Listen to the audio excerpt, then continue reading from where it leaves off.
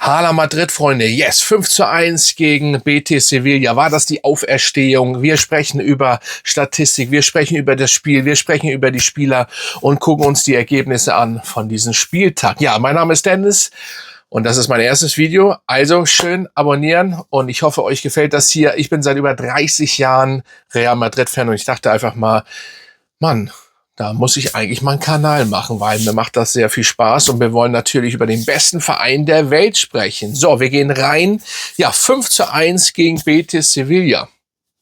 Das könnte die Auferstehung gewesen sein, weil die Vorrunde war doch ziemlich nicht gerade so geistreich, ehrlich gesagt. Wir machen das hier auch ganz easy. Ich will das hier ganz easy machen, gar nicht so kompliziert, sondern richtig easy für, ja, Real Madrid-Fans. Einfach entspannt, easy. Und ja, 5:1, so wie das Spiel eigentlich auch ganz easy war. Aber war es wirklich easy? Also wenn ich die ersten Minuten mir so angeschaut habe, habe ich mir schon wieder gedacht, was wird das wieder? Was wird das wieder für ein Spiel? Aber sie haben es ja geschafft, eigentlich wirklich gut kombiniert und zusammengespielt. Aber es war an manchen Stellen natürlich noch nicht perfekt. Nun sage ich noch, das ist ja auch immer so ein, noch. Ich meine, wir haben jetzt, ist jetzt die, nach der Winterpause die Rückrunde und was heißt noch? So langsam muss was kommen. Barca hat auch gewonnen und dementsprechend, ja, aber 5:1, das ist mal sehr interessant. Vor allen Dingen 5 Tore. Das ist schon lange her. Wann haben wir mal 5 Tore gemacht? Und das ohne Mbappé. Also Respekt, das war schon gut. Aber auch in der zweiten Halbzeit. Anfang der zweiten Halbzeit ging es auch wieder los. Wir kommen, finde ich, immer sehr schwer rein. Ihr könnt ja mal in die Kommentare schreiben, was ihr davon haltet. Ich finde persönlich, ihr kommt schwer rein. Und das muss auf jeden Fall geändert werden. Und ja, wir wollen mal zusammen auch die Spielerbewertungen anschauen. Ich werde das mal einblenden. Mir ist aber aufgefallen, dass die Bewertungen, glaube ich, auf dem Handy anders sind als auf dem Laptop irgendwie. Oder das wurde jetzt ein bisschen angeglichen.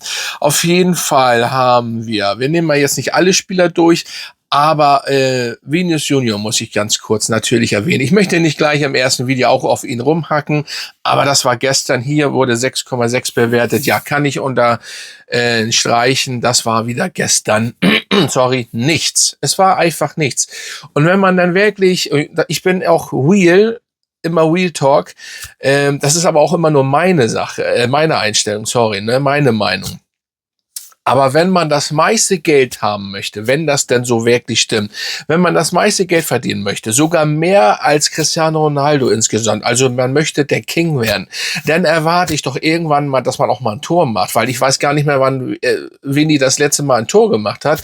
Und eine 6,6 Bewertung, ja, kann ich so stehen lassen. Ja, war richtig. Es war gestern nichts. Und wenn man sich denn überlegt, dass Mbappé nicht mitgespielt hat, aber der Ersatz in Anführungsstrichen González, ja, sag ich mal, 3 Tore gemacht hat, dann frage ich mich doch, das ist jetzt,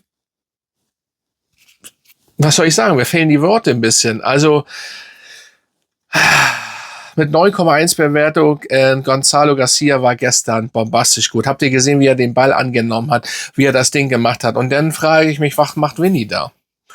Ja, und ich weiß auch nicht auf Dauer, ob das wirklich so gut ist, ihn zu behalten. Er ist ein begnadeter Fußballspieler. Ja, wollen wir auch gar nicht drüber reden. Es gibt auch andere. Die ganze Mannschaft funktioniert noch nicht wirklich. Aber nochmal, wenn man Aufmerksamkeit haben möchte, wenn man privat Bilder macht, habe ich auch nichts gegen. Das soll nicht typisch deutsch klingen. Nein, es ist wichtig und Sie können auch das gern machen. Aber da muss die Leistung auch ein bisschen stimmen. Das war gestern meiner Meinung wieder nicht. Es war wirklich, es war einfach nicht gut. Punkt. 6,6 ist ja noch nett, ne? Genau wie Rüdiger. Ich glaube, das ist dann auch die letzte Saison.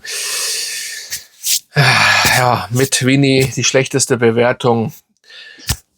Rüdiger, natürlich hat er sein Alter, aber er steht jetzt so immer neben sich, wenn er dann mal spielt. Auch er war verletzt, ja, aber ich glaube, hinten ganz wichtig, das ist unser größtes Problem, die Abwehr, da muss was passieren. Es muss zwar allgemein irgendwie ein bisschen was passieren, aber ja, muss ich nicht viel zu sagen. Lassen wir so stehen. Rüdiger war gestern auf jeden Fall nicht wirklich gut. Das hat man ja auch gesehen, um ein Gegentor und so weiter. Dafür war Asensio 7,2.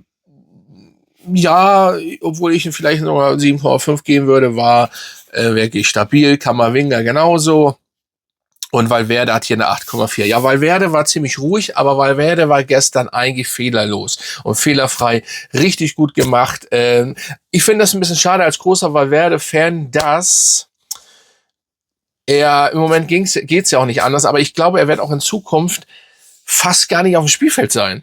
Also wisst ihr, was ich meine? Also er ist kaum auf dem Spielfeld, er ist zwar da und präsent, macht den kannst du ja überall, ist ein Allrounder, den kannst du ja überall einsetzen, aber irgendwie ist das schade, er ist fast nicht mehr präsent, so wie noch unter Ancelotti. Und das fand ich ein bisschen besser, aber ja. Und unser Torwart, was soll ich sagen, ne? Da brauchen wir gar nicht drüber reden. Ne? Da war wieder, Thibaut Courtois war wieder zu dem Zeitpunkt da, wo er da sein musste. Einfach stabil, ja. Und sonst lassen wir Bellingham, ja. Bellingham 7,6. Alle anderen waren eigentlich so normal, stabil bis gut. Arda Güler, leider nicht von Anfang an gespielt. Ich bin ein großer Ada-Fan, der hat das wirklich drauf. Da könnte ich jetzt ausschlachten, wie gut er ist. Und er hat einfach das Auge. Er kann ganz großer werden.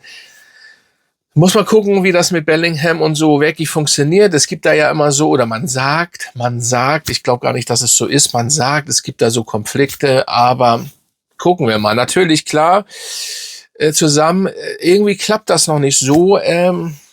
Und Bellingham, klar, durch die 2 Saisons davor und natürlich, wie er was gemacht hat, es war ja natürlich top, was er gemacht hat. Er bestimmt, ich wollte schon sagen, den Vorrang, aber unter Xavi hat eigentlich niemand fast den Vorrang, außer vielleicht Mbappé, ne? Der gestern im Endeffekt, ich hatte schon ein bisschen Angst bekommen, gefehlt hat, aber man hat gesehen, er hat gestern nicht gefehlt. Aber natürlich wäre das eine, was wäre, wenn er dabei gewesen wäre. Man weiß es nicht. Das wäre wirklich sehr interessant geworden. Auf jeden Fall 5:1, ja. Kann man so stehen lassen. Und jetzt gucken wir uns einmal kurz die Tabelle an.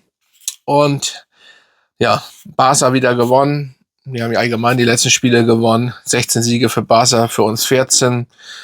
Tordifferenz, ja, da muss einiges passieren. Das war natürlich jetzt mit den 5 Toren gut. Das muss so und so meines Erachtens ein bisschen mehr passieren. Real macht auch zu wenig Tore, aber diese Saison kann man da nicht so viel im Moment, ja. Es ist meckern, aber es muss auf jeden Fall jetzt die Rückrunde besser werden. Ich gucke hier nur rauf, ne, auf meinen, ja, ich habe das ja nicht aus dem Kopf direkt. Und Villarreal, Atletico hinten ran, aber mit Abstand. Das wird wieder auf jeden Fall ein, ja, Kampf mit den FC Barcelona, ja, da muss ich ja nichts zu sagen. Da gibt's ja auch ganz großes Thema, was Barca angeht und Schiris und was wir da alles jetzt in den letzten Zeiten von unseren Obers gehört haben und so weiter. Ich bin gespannt, wie das so weitergeht und ja, das ist aber ein anderes Thema. Und dementsprechend, ja, wir können uns auch noch mal die Torjäger angucken. Da hat sich natürlich, was für uns spricht, nichts geändert. Mbappé 18 Punkte, 4 Assists. Torres von FC Barcelona mit 11 Punkten hinten ran. Lewandowski übrigens auch 4, aber Lewandowski und das Thema Barca und so, ja, da haben wir es einfach. Ich weiß nicht, manchmal frage ich mich, wie man Barca-Fan sein kann. Ne? Ich will jetzt hier nichts reinhauen, aber es ist schon ziemlich hart, ja. So, 5:1. Ihr schreibt mal bitte unter, was haltet ihr von den Spielen und meint ihr, da muss sich auf jeden Fall einiges noch ändern. Ich bin natürlich der Meinung, wenn ich so reinschaue, klar, es war ein gutes Spiel, aber es muss sich wirklich vieles ändern und dementsprechend kann das, ja, es muss immer so sein wie gestern. Vor allen Dingen in den letzten 15 Minuten waren wir richtig mit Power und das muss immer so sein, gegen jede Mannschaft und dann wird man eingespielt und dann haben wir wieder Real Madrid und dann haben wir auch das Spiel, wie Alonso das gern möchte und dann wird es ganz schwer, uns zu schlagen. Das ist einfach so. Wir sind Real Madrid. Die Vorrunde war so schlecht wie lange nicht, wirklich. Ich weiß gar nicht, wann wir das letzte Mal so schlecht oder so gespielt haben. Und dementsprechend, ja, So, gucken wir noch mal, ob das hier drin ist, gegen wen wir als nächstes spielen. Das ist auf jeden Fall Atletico, ja. Atletico Madrid, das Stadtderby steht an und auch dort fehlt Mbappé. Stand jetzt ist, und das wird wahrscheinlich auch so bleiben, natürlich nicht schön. Und da wäre es anders, aber da müssen wir an, ja, diese Qualität und noch ein bisschen mehr Power dran haben, so wie gestern. Und ich hoffe, die Jungs schaffen das. Also, das war es, easy. Mein erstes Video, also nehmt mich nicht gleich auseinander. Bleibt hier, abonniert meinen Kanal, das wäre schön. Und dann werden wir in Zukunft ja mal mehr reinhauen. Also, Hala Madrid, Freunde, und bis zum nächsten Mal.